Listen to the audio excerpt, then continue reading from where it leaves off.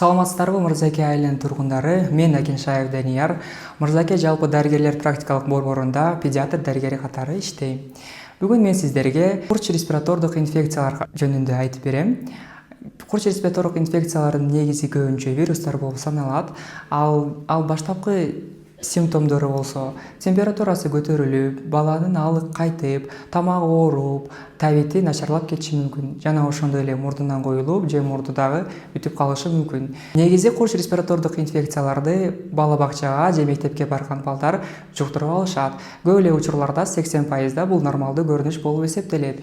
Ал эми эгерде сиз өзүңүздүн балаңызда ошондой симптомдорду байкасаңыз, сиз температурасын парацетамол берип же ибупрофен берип салмагына жараша түшүрүү, суюктукту көбүрөөк ичирүү жана ошондой эле бөлмөнүн ичин салкындатып, таза аба киргизүү. Көп учурларда курч респиратордук инфекциялар өзү эле 3 күн чарасында кайтып кетет. Эгерде 3 күндүн ичинде температура кайрадан кайталанып түшпөй жатса, анда сөзсүз түрдө дарыгерге кайрылышыңыздар зарыл.